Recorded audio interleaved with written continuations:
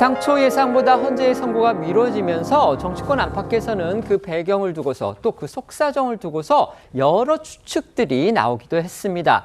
아무것도 확인된 건 없었지만 어제 저희가 전해드렸던 이 재판관 5대3 교착설, 이것도 그중에 하나였습니다. 네, 헌재가 다른 대통령 탄핵 심판 때 걸렸던 2주를 넘겨서 평일을 이어갔을 때부터 법조계에선 헌재 내부 의견이 좀처럼 좁혀지지 않는 거 아니냐, 이런 추측이 이어졌습니다. 또 지난달 8일 윤 대통령이 구속 취소로 석방되자 헌재 선고에 영향을 미칠 거다, 이런 관측도 적지 않았습니다. 급기야 평일과 한 달을 넘기고 최근 한덕수 총리 탄핵 심판에서 5대 1대 2로 이 헌법재판관들의 판단이 갈린 이후에 재판관들의 보수 또는 진보 성향에 따라 인용 5대, 기각 또는 각하 3으로 평일과 교착 상태라는 주장에 힘이 실리던 상황이었습니다. 탄핵 인용 결정을 위해서는 이 재판관 6명 이상의 동의가 필요하지만 보수 또는 중도 보수 성향으로 분류되는 재판관 3명이 인용에 부정적이어서 이 진보 성향의 문영배 소장 대행이 인용 정족수 미달로 기각되는 결과를 피하려고 선고 기일을 잡지 못한다는 견해가 여야 정치권 모두로부터 나왔던 것도 사실입니다. 관련해 국민일보는 이 수도권의 한 부장판사 말을 인용해 문 대행의 경우 윤 대통령 사건을 신속 선고하겠다는 입장이 대외적으로 알려진 상황이라며 만약 6대 2나 7대 1 상황이었으면 만장일치를 고집하지 않고 이미 선고일을 정했을 것이라고 보는 게 합리적이다, 이렇게 보도를 했습니다. 헌법연구부장을 지낸 김승대 전 부산대 로스쿨 교수는요, 5대3 상황이라면 인용 의견이 다수여도 이 탄핵을 기각한다는 주문이 나오게 된다면서 이 소장 대행 입장에서는 이런 결정이 권위가 서겠느냐, 더 논의를 해보자는 이야기를 할 수도 있다라고 말하기도 했습니다. 하지만 오늘 이 헌재의 선고일 발표가 나오면서 이 그간 헌재가 날짜를 미룰 수밖에 없었던 배경에 이 변화가 생긴 건지, 그리고 그것이 이 탄핵 심판 결과와는 어떻게 연결될지 그 귀추가 주목됩니다. 탄핵 심판 초반만 해도요, 대통령 탄핵 심판의 중대성을 감안할 때 이 국가적인 혼란을 막기 위해서 헌재가 인용이든 기각 또는 각하든 전원 일치 의견을 낼 거다, 이런 관측이 많았습니다.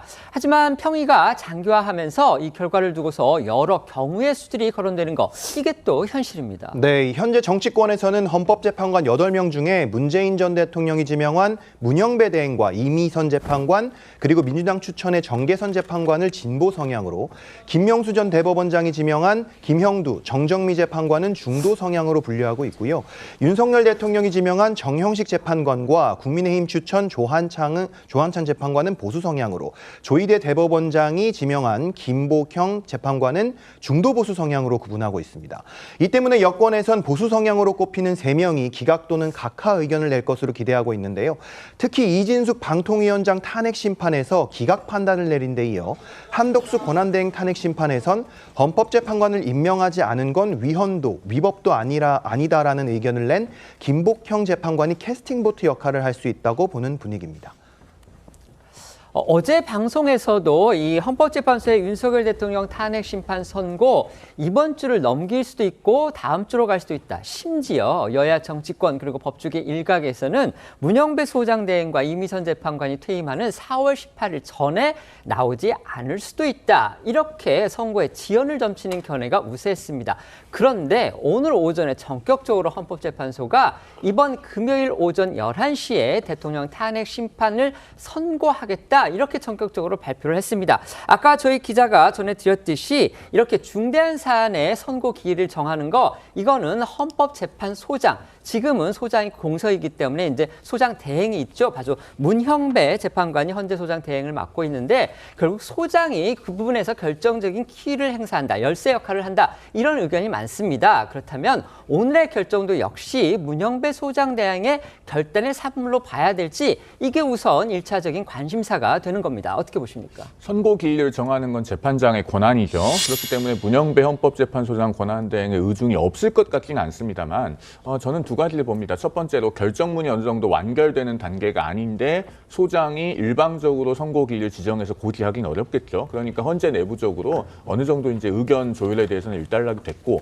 결정문도 거의 완성되다시피 해서 이 선고기일을 고지할 수 있게 됐을 것이다. 이렇게 보는 것이 합리적일 것 같고요. 그다음에 또 한 가지는 문영배 소장 권한대행이 선고기일을 지정하는 것을 일방적으로 끌어갈 수 있을 정도로 헌재 내부에서 리더십이 공고한가 저는 그 부분에 대해서 좀 의문이 있습니다. 그러니까 정규 소장이 아니고 소장 권한 대행 아니겠습니까? 그리고 퇴임이 임박한 상태이고요. 그렇기 때문에 어느 정도의 본인의 의견이 가미되었을지라고는 할지라도 그것이 그 일방적인 의견은 아닐 것이고 헌법재판관 내부에서 어느 정도의 합의와 조율이 있었을 것이다라고 보는 편입니다. 네.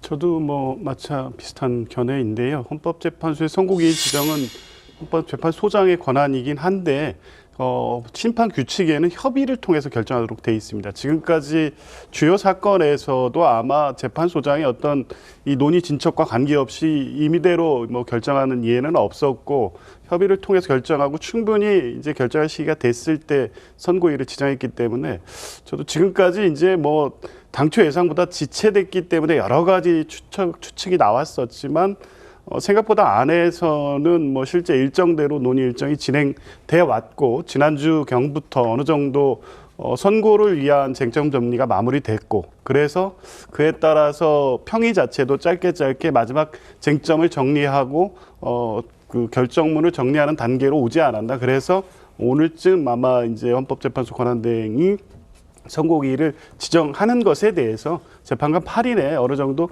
합의된 입장이 있었기 때문에 발표할 수 있었을 것으로 봅니다. 네. 지금 헌재 평의, 그러니까 변론 종결하고 이제 헌법재판관들 결론을 도출하기 위해서 평의를 해왔죠. 그게 한 달을 지금 넘긴 상황입니다. 당초에는 길어야 2주일 것이다 이런 관측이 많았는데 지금 한 달을 넘기면서 그거 어떤 평의의 내용에 그다음에 재판관들 사이에서 어떤 속사정이 있는지 이거는 전혀 확인되지를 않았습니다. 아주 철저하게 보안을 지켰기 때문이죠. 하지만 역으로 하나 확실한 건 이거였습니다. 결국 재판관들 사이에 쉽게 뭔가 의견이 모아지지 않고 있을 것이다. 이런 관측은 확실했고요. 그것의 대표적인 게 지난 주말을 중심으로 해서 주말을 계기로 해가지고 정치권에서 아주 강하게 떠올랐던 이른바 재판관 간의 5대3 교착설이었습니다. 뭐 쉽게 말하면 이제 진보 성향의 재판관들하고 보수 또는 중도 보수의 재판관들 사이에 이 인용이냐 기각이냐 각하를 두고서 의견이 엇갈렸기 때문에 거기에서 쉽게 의견이 모아지지 않아서 결국 선고일도 확정을 하지 못하고 있을 것이다. 이런 관측이 많았었는데 어쨌든 오늘 이렇게 전격적으로 선고 날짜가 정해졌다면 그러면 그동안의 그런 교착 상태로 예상이 됐던 그런 내부 사정에 뭔가 길의 변화가 있어서 나온 건지 아니면 어쩔 수 없다. 그런 교착 아니면 이견 인정하고 그 전제에서 선고를 빨리 내려버리자. 이렇게 결정을 했다는 것인지 어떤 것인지에 따라서 그 결정의 내용도 달라질 수가 있기 때문에 이 부분도 매우 중요한 관전 포인트 중에 하나라는 생각이 듭니다. 패널들은 어떻게 생각하시는지 의견 여쭤보겠습니다. 먼저 말씀해 주시죠. 이렇게까지 지연된 것은 당초 일반적으로 예상했듯이 8대0 인용 의견 가능성이 매우 높다는 것과 다르게 논의가 전개된 것은 맞는 것으로 보입니다. 그렇다고 하더라도 저는 인용과 기각 또 각하 의견이 확연하게 명시적으로 평의 과정에서 표출이 되고 그 활동을 조정하는 과정은 아니었던 것으로 보이고 몇몇 재판관이 각각의 어떤 절차적 문제라든가 증거 채택된과 관련된 문제에서 적극적인 문제 제기를 해왔고 그것을 조율하는 과정이었을 것으로 보이고 이게 내부 평의 과정을 모르는 외부의 시각에서는 이 갈등이 실제 인용과 기각이 결과를 가르는 정도의 어떤 그 갈등이 있지 않았나 이렇게 해석이 된 거였고요. 뭐 결과가 나오더라도 사실 그 과정이 어땠는지는 한참 시간이 지난 뒤에야 알 수 있겠지만 적어도 이 과정 자체가 그렇게 의견이 나뉘어서 그거를 설득하기 위한 과정이라기보다는 첨예한 쟁점을 정리하는 데 필요한 시간이지 않았나 이렇게 보입니다. 네. 사실 이른바 5대3 교착설이라고 하는 것은 사실인지 아닌지 외부에서는 누구도 정확히 알기가 어렵죠. 다만 그렇습니다. 지난 일주일 동안에 워낙에 광범위하게 전파가 됐었고 그래서 우리 언론에서도 또 저도 방송에 출연해서 그런 어떤 가정적인 전제를 바탕으로 논평을 드리긴 했었습니다. 다만 만약에 그것을 여전히 가정적인 전제로 놓고 말씀을 드린다면은 그런 교착은 어느 정도 해소에 가까워질 걸렸기 때문에 선고 기일을 잡는 것으로 그렇게 헌재가 의사결정했을 가능성이 높아 보인다. 이렇게 생각이 됩니다. 앞서 화면에도 잠깐 나왔었습니다만은 인용이 5명이고 만약에 각하가 3명이면요. 우리 헌법재판소법상 주문은 기각입니다. 그러면은 누구도 기각 의견을 내지 않았는데 결론이 기각이 되는 이런 상황이 생기는데 이것을 저희 같은 변호사들이야 법이 그러니까 이해를 할 수 있지만은 일반 국민들께는 상당히 좀 이해하기 어려운 결과일 수 있거든요. 그러니까 그런 부분에 대해서 이견을 조율하고 해소하려는 과정을 거쳤을 것이고 어느 정도 일단락이 됐기 때문에 선고기를 잡았다고 볼 수 있다. 이렇게 말씀드리는데 다만 그 5대3 교착설이라고 하는 것은 여전히 가정적인 전제였다라는 부분도 덧붙여서 말씀드리겠습니다. 정치권도 헌재가 오늘 선고일을 전격 발표하니까 예상하지 못했다 이런 분위기를 나타냈습니다. 그도 그럴 것이요. 당장 어제 이 국회 법사위에 헌재 사무처장이 출석을 했습니다. 여야 의원들이 아주 집중적으로 선고 일자와 관련해서 캐물었는데 헌재처장 선고 기일에 대해서는 어제만 해도 상당히 신중한 모습을 보였습니다. 네, 어제 국회 법사위 전체 회의에서는 여야가 김정원 헌법재판소 사무처장을 상대로 헌재 최장기간 심리 상황을 집중 질의했습니다. 관련해서 김 사무처장은 재판관들이 윤 대통령 탄핵 심판 사건을 신중히 검토 중이라며 탄핵 심판 진행 상황과 이 관련해서는 말을 아꼈는데요. 이 선고 시점을 묻는 질의에도 모든 재판이 빠른 시일 안에 하는 게 기본 목표라는 이 원론적인 답변만 반복해서 선고 시점이 다음 주로 미뤄지는 거 아니냐 이런 관측이 제기되기도 했습니다. 들어보시겠습니다. 탄핵 심판 언제 끝날 것 같습니까? 그 시기에 대해서는 제가 지금 말씀드릴 수 있는 위치에 있지는 않습니다. 지금 수차례 평의가 열리고 있고 심도 깊게 지금 논의와 지금 검토를 하고 계시고 또 아시다시피 국민적 관심과 파급 효과가 큰 사건인 만큼 그 신중에 거듭해서 지금 심리 중에 있는 것으로 있다고 말씀을 드리겠습니다. 모든 것을 다 종합해서 지금 고려 중에 있다고 말씀을 드리겠습니다. 이호근 방송 구독, 좋아요는 좋은 방송을 만드는 데 큰 힘이 됩니다. 감사합니다.